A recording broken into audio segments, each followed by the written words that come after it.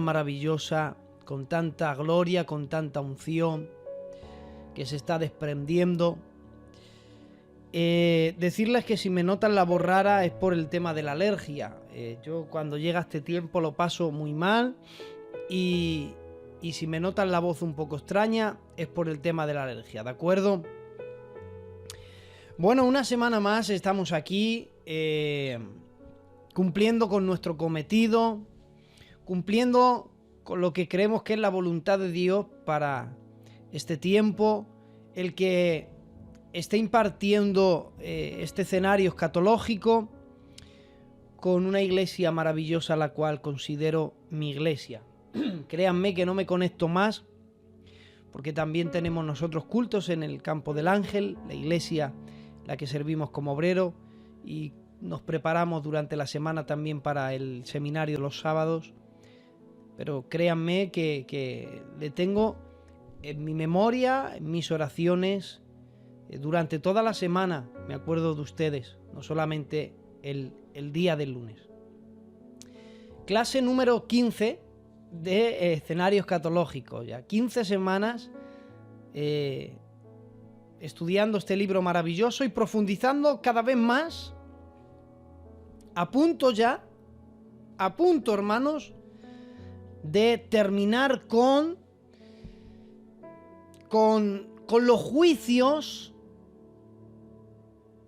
que vemos reflejado en el Apocalipsis, esos juicios que se desatan que están contenidos en los 7 sellos, en las 7 trompetas y en las conocidas 7 copas de la ira. Estas 7 copas de la ira, también llamadas por este libro como las plagas postreras, termina con la 7ª de ellas, que de hecho lo veremos la semana que viene, cuando se derrama la 7ª copa, hay una voz del cielo que dice: hecho está.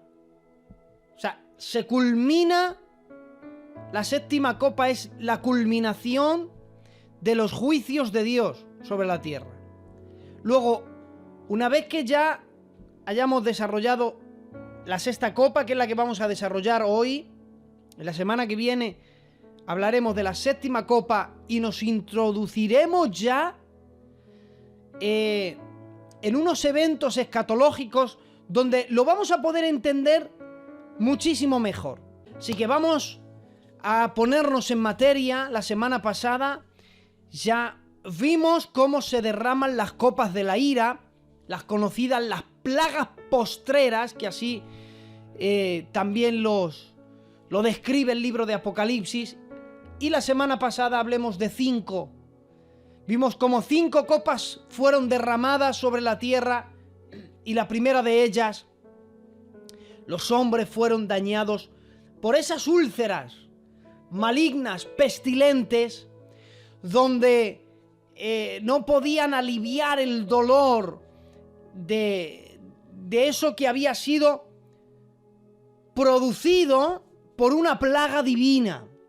Fue una plaga que fue directamente sobre los hombres que no tenían, que más bien tenían el sello de la bestia, que la habían adorado. La segunda copa fue derramada sobre el mar, y todo el mar se convirtió en sangre. Todos los peces y seres que habitan en el mar murieron todos. La tercera, ríos y fuentes empezaron a brotar sangre, y ya el agua tal como lo conocemos comienza a desaparecer de la tierra. La cuarta copa es derramada sobre el sol, de modo que gran parte del sol queda dañado, y entonces la capa de ozono que nos protege de los rayos ultravioletas para evitar que nos queme la piel, el lugar donde el brillo del sol llegue, el hombre ya no podrá tomar el sol, porque más bien serán quemados por el sol. O sea, la temperatura subirá drásticamente, se romperá toda la climatología y habrá un gran caos. La quinta fue derramada sobre el trono de la bestia y cubrió todo su reino de tinieblas. 5 copas. La semana pasada desarrollemos. 5 de ellas que que aclaremos más bien que las copas ya tienen que ver con un alcance mundial. Ya es el mundo entero el que está siendo dañado. Los sellos y las trompetas eran juicios parciales, partes de la tierra eran dañadas. Las copas tienen que ver con algo mundial. El mundo está en caos. Y aunque todavía no ha llegado el infierno, no ha llegado el lago de fuego, pero la acumulación de todos los juicios, hasta ahora, incluidas estas 5 copas de la ira, el hecho de que ahora vivan en tinieblas les da la idea precisa de dónde el mundo pecador se dirige. Y se dirigen a una condenación eterna. 5 copas. Desastre que podemos hablarlo, estudiarlo, pero hermanos, creo que no hay mente capaz de asimilar tantísimo dolor que va a haber en el mundo cuando las copas sean derramadas. Hoy nos toca trabajar con la 6ª copa que es derramada sobre la tierra. Vayamos al capítulo 16 de Apocalipsis y al verso 12, y ahí leemos la palabra del Señor. Espero que hasta aquí estén siguiendo el hilo de nuestra enseñanza. Luego al final recordaremos algo. Apocalipsis 16, 12, el 6º ángel derramó su copa, atención, sobre el gran río Éufrates, y el agua de éste se secó, para que estuviese preparado el camino a los reyes del oriente. Verso 13. Y vi salir de la boca del dragón, de la boca de la bestia, de la boca del falso profeta, 3 espíritus a manera de ranas. Verso 14. Pues son espíritus de demonios, que hacen señales, y van a los reyes de la tierra, atención, en todo el mundo, para reunirnos a la batalla del gran día del Dios Todopoderoso. Verso 15, aquí yo vengo como ladrón, bienaventurado el que vela y guarda sus ropas, para que no ande desnudo y vean su vergüenza. Verso 16, y los reunió en el lugar que en hebreo se llama Armagedón. Alabado sea el nombre del Señor en esta preciosa tarde. La 6ª copa es derramada y directamente se menciona que es derramada sobre el gran río Éufrates. Ya en una de los juicios de las trompetas vimos que cuando creo que fue la 6ª trompeta sonó, 4 ángeles que estaban atados en las profundidades del río Éufrates fueron desatados. No sé si recordarán ustedes ese estudio. De nuevo vuelve a aparecer en la escena el río Éufrates. Esos 4 ángeles, 4 demonios han sido desatados, terribles, porque comandan un ejército de 200 millones de demonios. Cada uno de ellos comanda una parte de esos, los 200 millones de demonios se dividen en 4 y cada uno comanda una parte de ellos y forman un gran desastre en casi el mundo entero. De nuevo vuelve a aparecer en la escena el gran río Éufrates. Vimos detalles en ese estudio, pero para recordar un poco así a vuelo de pájaro, es interesante que es derramado un juicio, es derramada una copa, una de las plagas es derramada sobre ese río.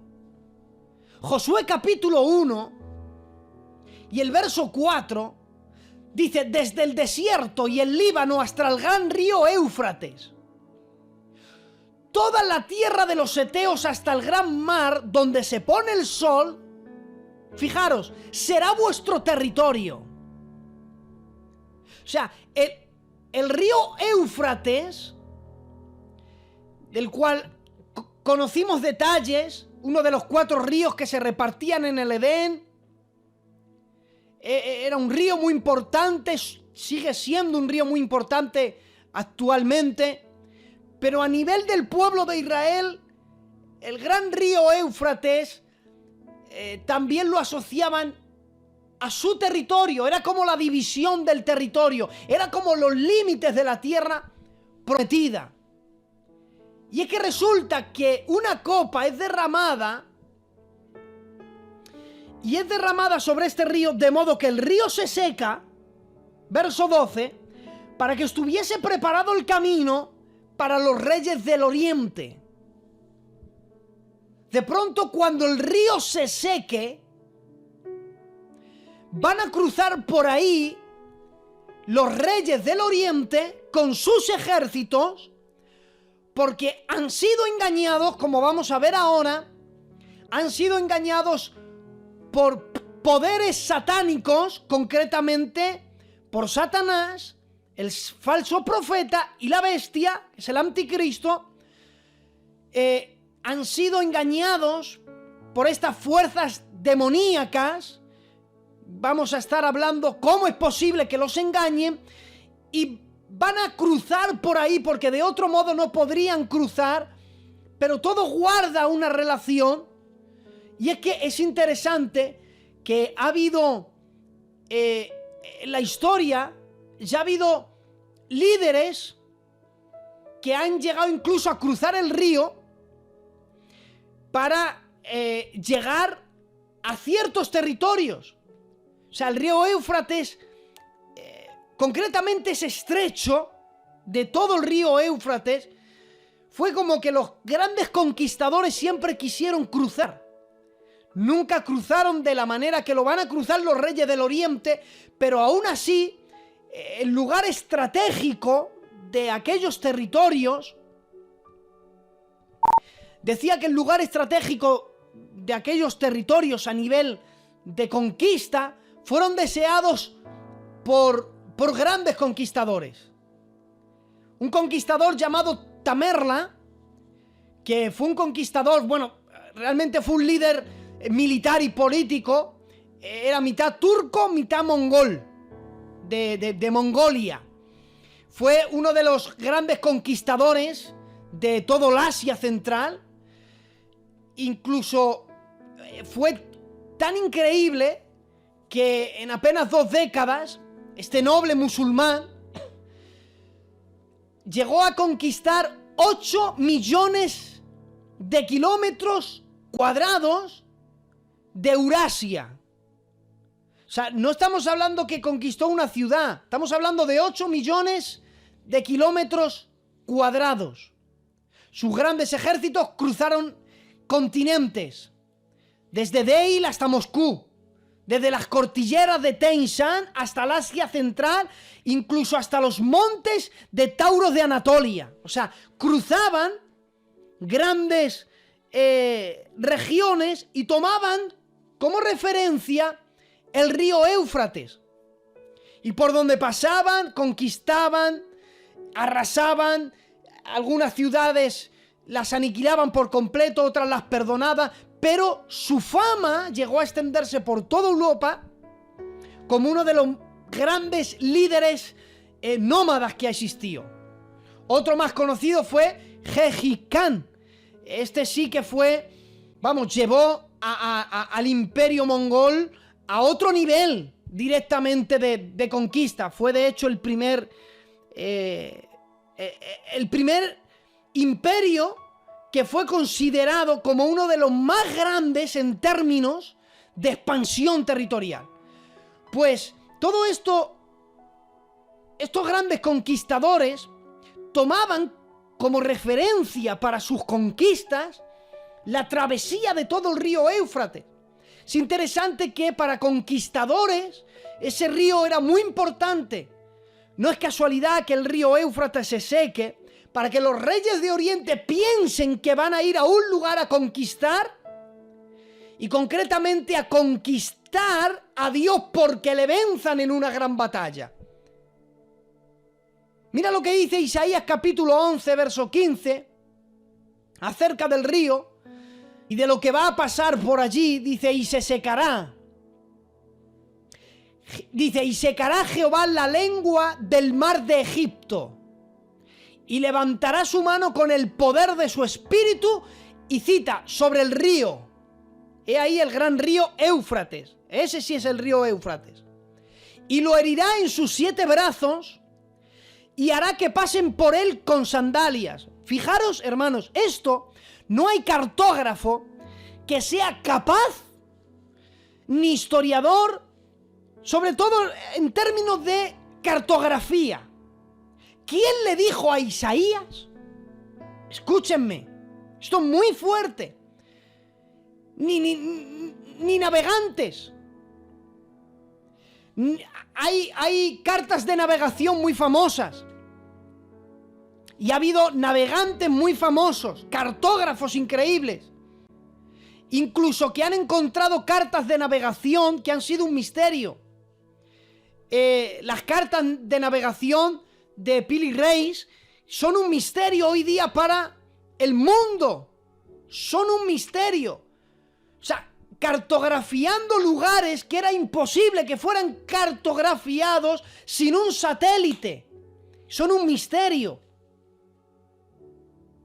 Y ha habido grandes navegantes que han cartografiado en tiempos antiguos ciertos lugares, de incluso lugares remotos del mundo, que hoy día están sumergidos, completamente tapados con hielo, y hoy día, gracias a satélites, han podido demostrar que cartas de navegación eran reales, que no eran fantasías, sino que hay ciertas regiones que a lo largo de los siglos han sido tapadas, y gracias a los satélites se han descubierto que eran así, y es increíble.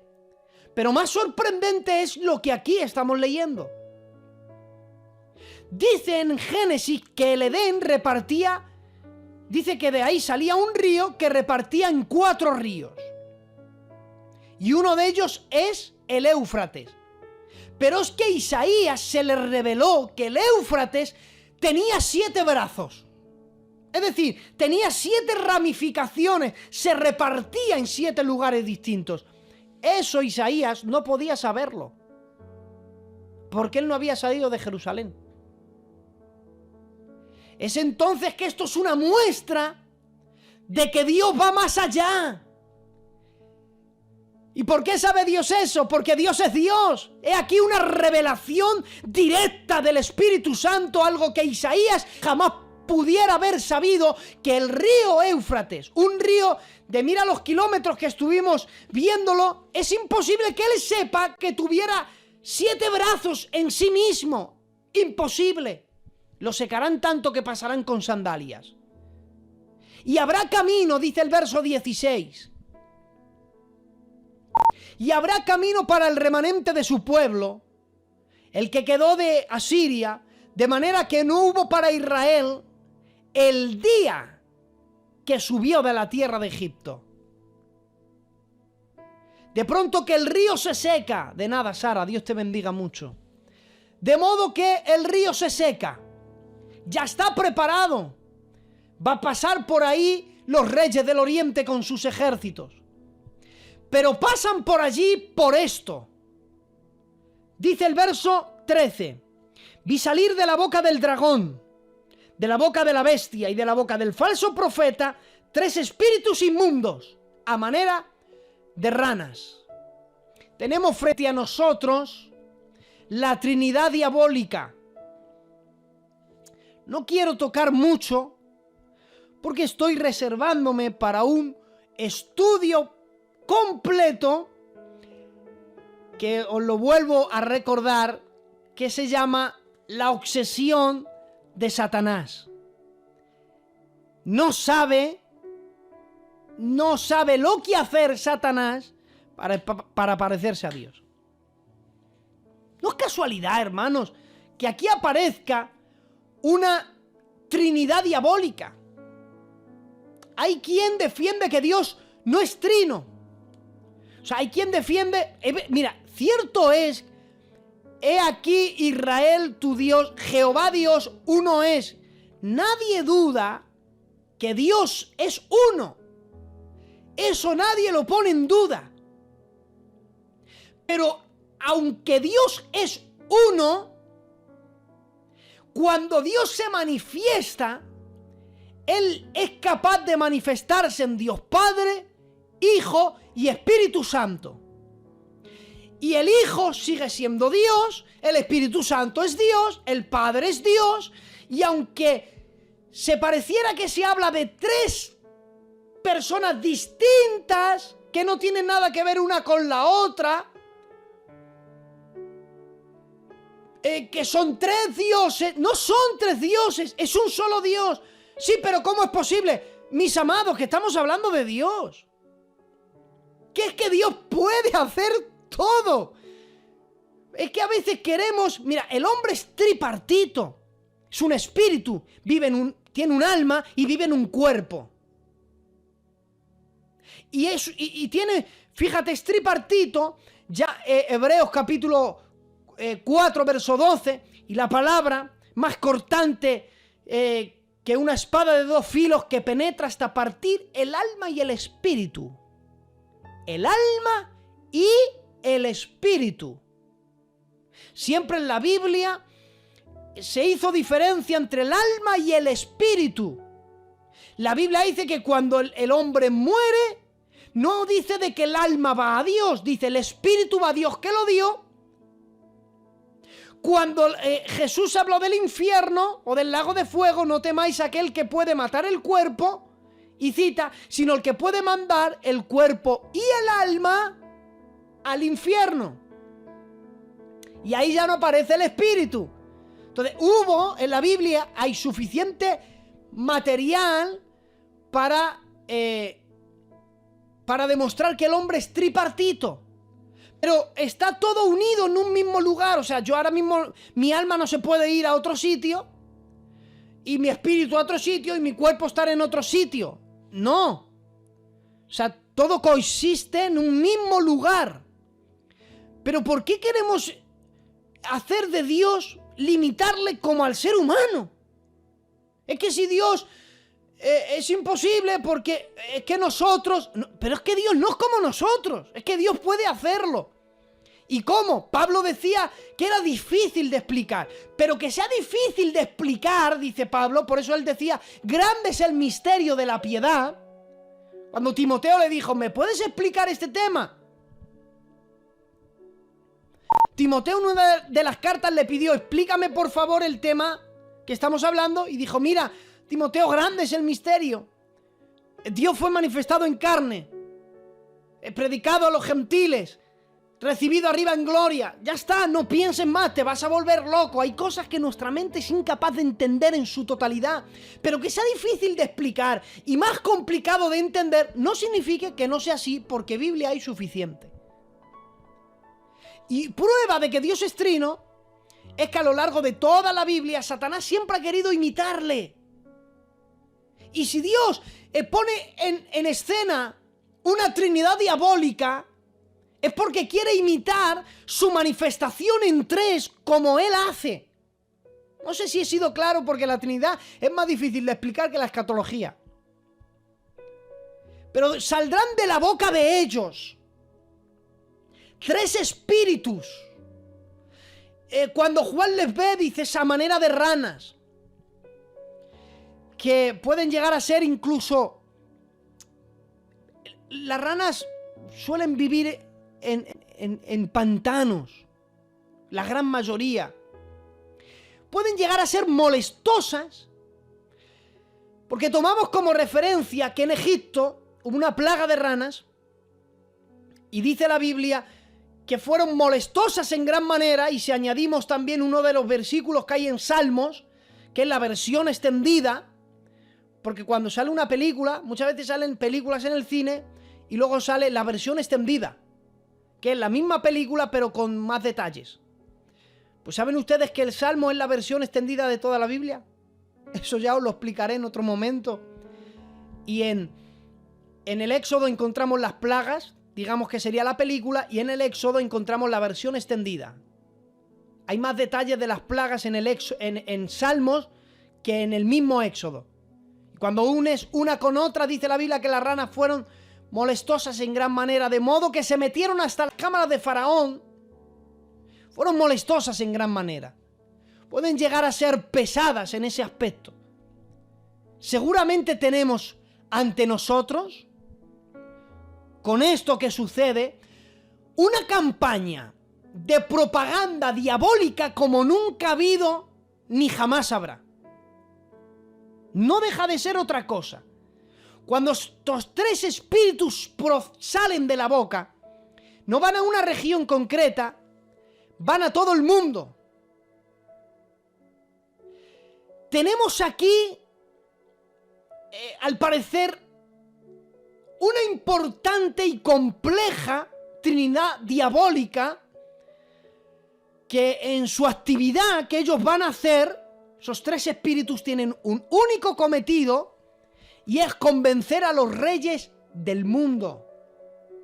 No a 4 o 5, a los reyes de la tierra, para que se reúnan en ese lugar llamado Armagedón para la gran batalla, que es una batalla que piensan, yo no sé cómo va a hacer el diablo para convencerlos de que tienen que estar allí y que el problema del mundo es Dios y que es que todos reunidos pueden vencerle. Y de alguna manera los va a convencer para ir a luchar contra Dios. Pero ¿y quién puede luchar contra Dios y puede salir bien? El mismo diablo, mira, en el mismo momento que le está pidiendo venir hasta aquí, cruzar por el río Éufrates, llegar hasta el lugar llamado Armagedón. Ellos saben, el mundo hoy día sabe de ese lugar y ahora damos más detalles. En el mismo momento que los está convenciendo, Satanás sabe que es imposible vencer. Es que encima les incita a entrar en lucha contra Dios. Pero es que Satanás sabe que Dios nunca ha luchado. Que cuando quiso tirarle del cielo, no fue ni él. Le arrojó Miguel. Y esto lo vamos a ver en el capítulo 12 de Apocalipsis, que es una profecía de doble referencia que nos cuenta lo que sucedió en el pasado, cómo fue lanzado Luz Bella a la tierra, pero también nos habla de un evento escatológico que en plena gran tribulación, cuando Satanás quiere perseguir a Israel, hay una batalla en los lugares celestiales. En las huestes celestes hay una batalla y hay una actividad angelical contra demonios. Y una vez más, los ángeles buenos derrotan a los ángeles malos, que son los demonios. Pero eso lo veremos en el capítulo 12 de Apocalipsis. Pero aquí sin duda Satanás, con su gran capacidad para el engaño, no tendrá dificultades para convencer a los reyes de la tierra. Es ahí, hermanos, cuando los reyes de la tierra estén escuchando la voz de Satanás. Es ahí donde se cumple lo que yo les voy a decir y seguramente voy a aclarar alguna duda que tengan si han leído ese texto. La semana pasada dijimos que cuando las copas son derramadas se terminó la oportunidad de arrepentimiento. Durante los sellos y las trompetas todavía, digamos que la oportunidad estaba ofrecida al mundo. Y el que quisiera arrepentirse podía hacerlo. Y el arrepentido encontraba gracia divina. Pero con el derramar de las copas se terminó tiempo de gracia y de misericordia. Cuando encima sean engañados, que escuchen la voz de Satanás. Se cumple 2 de Tesalonicenses 2:9. Inicuo, cuyo advenimiento es por obra de Satanás, con gran poder y señales y milagros mentirosos. Dice, y con todo engaño de iniquidad, para que se pierdan, por cuanto no recibieron el amor de la verdad para ser salvos. He aquí el texto. Por esto Dios les envía un poder engañoso, para que crean a la mentira, a fin de que sean condenados todos los que no creyeron a la verdad, sino que se compadecieron en la injusticia. Uno lee esto y parece ser que Dios no deja que el que quiera arrepentirse no se arrepienta. Y lejos de la realidad, cuando no conocemos escatología, aquí pueden salir un montón de falsas doctrinas. Esto que las acabo de leer, de que Dios envíe un poder engañoso, esto no es otra cosa que el contexto de lo que aquí estamos viendo. Es que eso ocurre en un lugar, en un momento donde ya no hay oportunidad, donde ya se le ha dado al mundo el tiempo que tenemos ahora. La iglesia es arrebatada, se desvelan los sellos, que es la evidencia de que Dios existe, de que Dios es real, sigue mostrando su amor, y el hombre blasfema contra Dios. No quieren saber nada de Dios, se rebelan contra Él. Ven a Dios sentado en su trono y lejos de pedirle ayuda, piden ayuda a la naturaleza y a sus ídolos. Siguen las trompetas, siguen siendo los juicios, pero Dios sigue mostrando su amor. Pero lejos de abrazar el amor de Dios, el hombre, dice la Biblia, adoraron a los demonios y pidieron ayuda a los demonios. No quieren, no quisieron arrepentirse. Entonces Dios puso límite y dijo, se terminó. Los que quedan, porque Dios es soberano, los que quedan en la tierra, que no han aceptado, ni se han arrepentido, ni han creído a la predicación de los 144.000, ni de los testigos, ni el evangelio del reino que se ha predicado en todo el mundo, han visto las señales, han visto los juicios, han visto el amor más evidente que en este tiempo. No han querido, dice Dios, se terminó. Los que quedan van a perdición. Ese es el contexto, hermanos. Pero cuando tomamos un texto y lo sacamos del lugar que pertenece, creamos un movimiento falso y una doctrina falsa. Es una campaña aquí, es una campaña de engaño. Pero es que esta campaña de engaño viene acompañado de señales. ¿Sabes cómo les va a engañar? Para que los engañara, para que los reuniera. Pero mira, verso 14, pues estos espíritus de demonios que hacen señales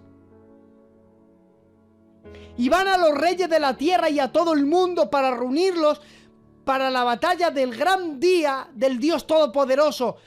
Y estas señales ya las veremos reflejadas en Apocalipsis capítulo 13 y el verso 13. También hacía grandes señales, de tal manera que aún hacía descender fuego del cielo a la tierra delante de los hombres.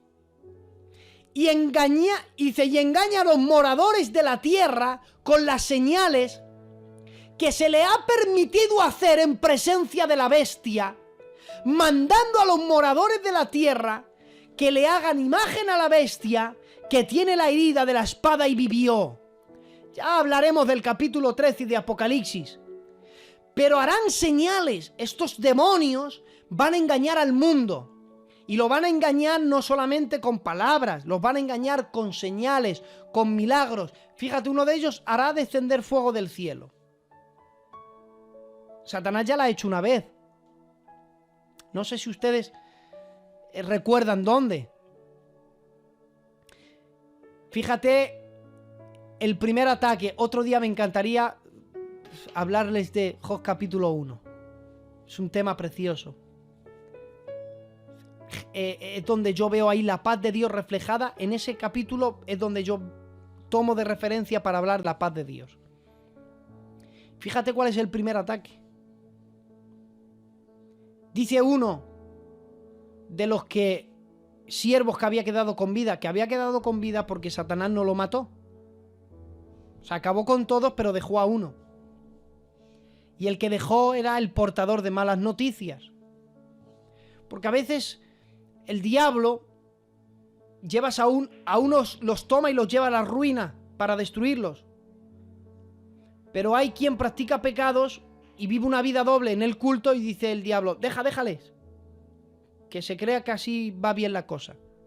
Porque a veces el diablo prefiere matar a los suyos y a veces dejarlos con vida, porque dejándoles con vida hacen más daño que llevándosele a su terreno. Porque son portadores de malas noticias, todo les sienta mal. Y fíjate lo que dice uno de los siervos. Fuego de Dios descendió del cielo y consumió las ovejas. Él dice que fuego de Dios descendió del cielo. ¿Saben que ese fuego no lo mandó Dios? Dios no quemó las ovejas de Job. Fue Satanás. Pero cuando el siervo vio que descendía del cielo, dijo, si desciende del cielo es evidente de que ha sido Dios. Satanás no le dijo, para, no le digas a Job que ha sido Dios. Dile a Job que he sido yo. Pero Satanás guarda silencio. Y dice, que siga pensando, que le diga a Job que ha sido Dios el que ha quemado las ovejas. Le interesaba a Satanás en ese momento esconderse y no ser protagonista. Para que Job pensara que el causante de todas sus desgracias no era Satanás, era Dios. Decía Isaac que Satanás no le frenó a aquel siervo y le dijo, no le digas que ha sido Dios, di que ha sido yo. No, esta vez a Satanás le gustaba no ser el protagonista, para que pensara Job que las desgracias de todos sus problemas la tenía Dios. Dios ha consumido tus ovejas. Satanás estaba frotando las manos. Deja, a ver si se lo cree que ha sido Dios. Pero no había sido Dios, había sido el diablo. Es que a veces Satanás es lo que hace. Mira, la primera estrategia para robarte la paz, ¿sabes cuál es? Pensar que Dios es el causante de todas tus desgracias. Ahí hizo descender fuego del cielo. Por eso volverá a hacerlo de nuevo. Es como una reivindicación. Lo que hice con Job fui yo. Y los engaña. Y los engaña para reunirlos a todos. Pero fíjate, para aquel gran día, Iglesia de Alcañil, que es el día de Dios, que no es el día del diablo, no será el día del diablo, no será el día que el diablo estaba esperando para que le salieran bien las cosas, ni para que sus planes le salieran perfectos, que no es el día del diablo, que no es el día de los reyes del oriente, que no es el día de ningún espíritu, que es el día de Jehová, que es que Dios ya les estaba esperando. Por eso dice la Biblia, aquí yo vengo como ladrón. Porque no se esperan que ese día no es el día de ellos, es el día del Señor, el día que viene como ladrón. Pero escucha, en ese momento cuando nadie lo espere, el Señor viene para la batalla final. Su venida será inesperada. Yo vengo como ladrón. Pero cuando dice que Él viene como ladrón, no tiene que ver con vengo a robar, porque Él no viene a robar nada, sino a tomar algo que legítimamente le pertenece. Por eso su venida será imposible de predecir o de calcular por adelantado para ellos. Y se cree que es su gran día, pero no, es el día del Señor que va a venir como ladrón de una manera inesperada que ellos no esperan. Por eso segunda de Pedro capítulo 3 y el verso 10 dice, pero el día del Señor, ese día, vendrá como ladrón en la noche, en el cual los cielos pasarán con gran estruendo y los elementos ardiendo serán deshechos y la tierra y las obras de ellos serán quemadas. Pero como ladrón viene para ellos. No es para nosotros, porque nosotros ya estamos en el cielo. Por eso Primera de Tesalonicenses 5:4 dice: mas vosotros, hermanos, no estáis en tinieblas para que aquel día os sorprenda como ladrón. Como diciendo que eso no tiene nada que ver con vosotros, porque vosotros estáis en los lugares celestiales. Y creen que es su gran día, pero ay, es el día del Señor. Y los tendrá reunidos allí. Termino con esto.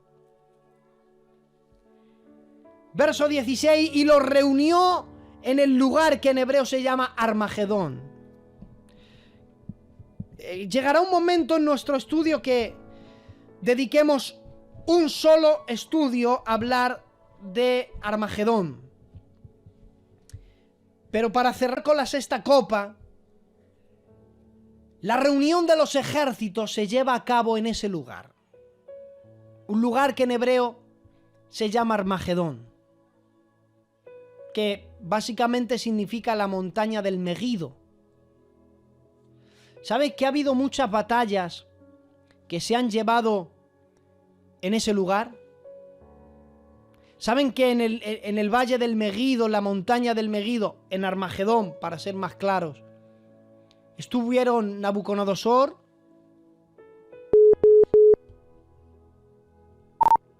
si estuvo Nabucodonosor, estuvieron los babilónicos, estuvieron los asirios? ¿Saben que Napoleón Bonaparte dijo que era el lugar por excelencia para llevar a cabo una batalla? Los sirios cruzaron por allí. Los cruzados cristianos también estuvieron en ese lugar. Se celebraron muchas batallas. Los franceses anticristianos también. Egipcios, persas, árabes, turcos. Muchas batallas se han librado allí. Y fíjate, Napoleón, que fue un estratega increíble. Yo un día vi una serie de documentales que me encantó acerca de batallas bélicas. Y Napoleón era un estratega increíble. Que diga él que aquel valle, el valle del Megido, lugar que la Biblia llama Armagedón, que era el lugar por estrategia, por excelencia, para llevar a cabo una gran batalla. ¿Saben qué es el lugar? Armagedón es el lugar señalado por Dios, donde Cristo descenderá a la tierra con gloria, y será ahí donde destruirá al ejército de la bestia y de los falsos profetas. Será ahí, en ese lugar. Ya hablaremos con más detalle y con más profundidad acerca de la batalla del Armagedón, que no es una sola batalla, sino que es una secuencia de hechos que ocurren. Y estamos a punto de culminar con la ira de Dios. Y concretamente la semana que viene terminamos. La séptima copa será derramada. ¿Quieren saber lo que va a ocurrir? Les invito a la semana que viene.